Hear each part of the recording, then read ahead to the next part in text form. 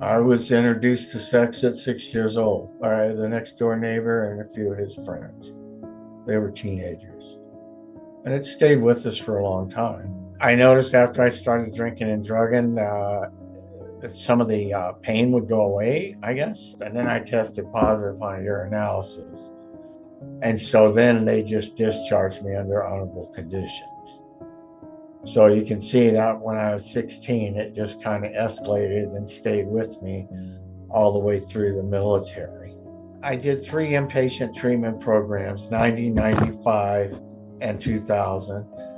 In the third one, here in Tucson, I started, I guess, connecting the dots, and I realized that the underlying issue was the sexual trauma. I came clean with those deep, dark secrets. And then the last thing that happened when I was in treatment was I was offered to go to what I call a therapeutic community.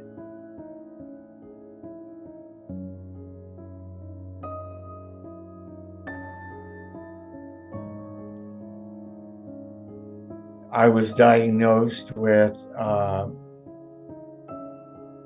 attention deficit disorder, ADHD, and it's severe. And then the next one I had was with OCD, which, because of the trauma earlier in my life, it has a adult theme. And then the last one, of course, was PTSD. So once you get the drinking and drugging under control, then you can, with professional help, address the underlying issue. So I went to psychotherapy 2 times a week for 7 years.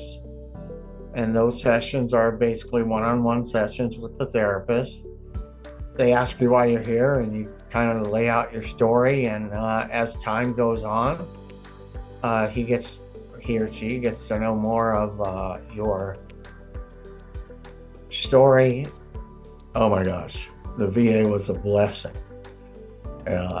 I would not be here today if it weren't for the VA.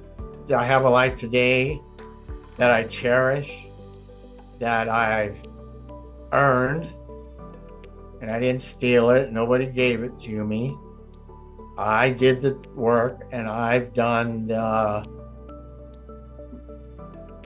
the legwork that needs to be done to get to where I am today.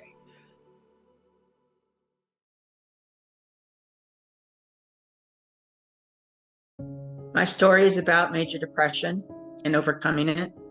I graduated college and was commissioned into the Army. And I was so excited. I thought, okay, I found my career. This is what I want to do for the rest of my life. However, I had an incident that, well, the military expects you to be perfect, basically, and I'm not.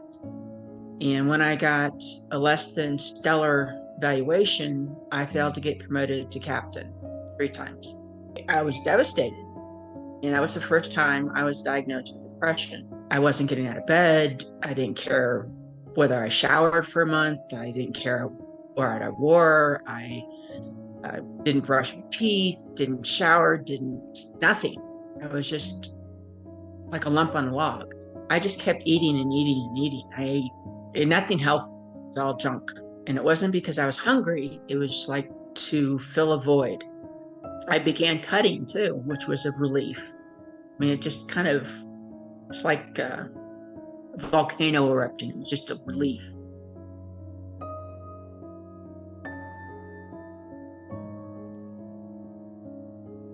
When the medications don't work and all the traditional therapies don't work, they call that treatment resistant.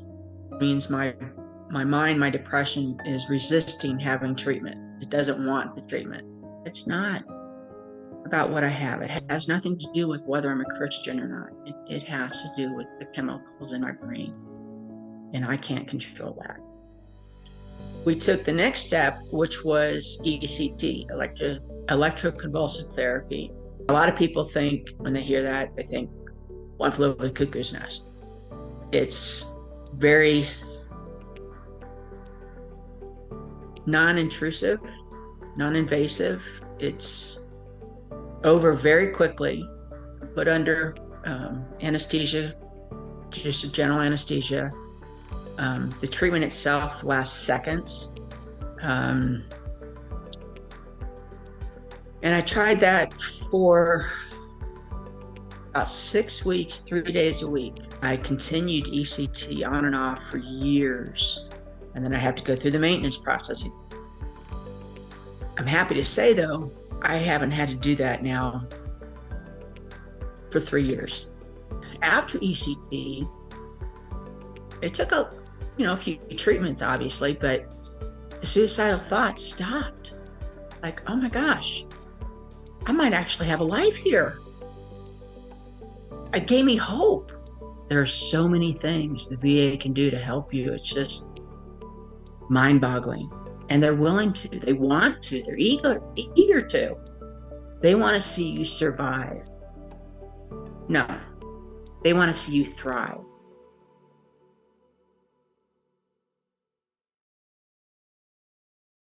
I had an MST incident, and so that sparked some PTSD. I like to say some PTSD, but that's my major PTSD issue. And I put all of that away and hid it in my head because I didn't want to think about it. The PTSD started getting worse, where everybody started kind of just to annoy me, and then my whole world started shrinking in on me. I lost everything within a year and a half, my job, any relationships, all of my belongings, everything. And I was living in a tent in a back alley in Mesa, Arizona.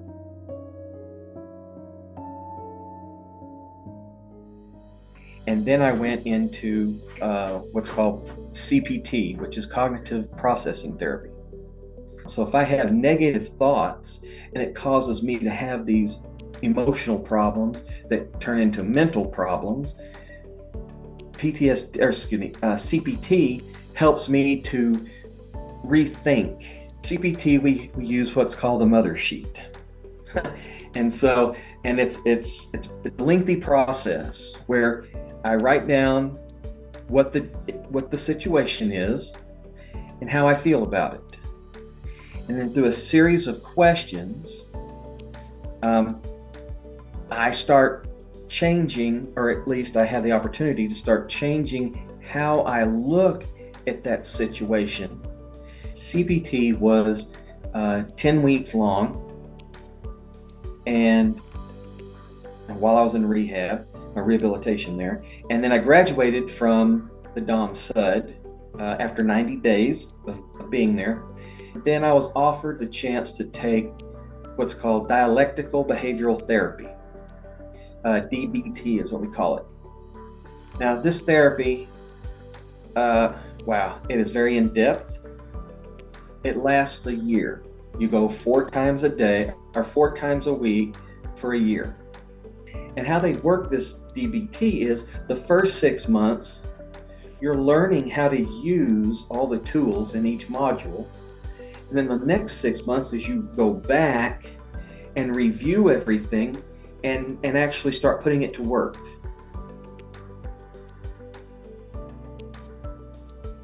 Everything that I have done from the time I walked off the streets until right now, doing this video, has been through the VA.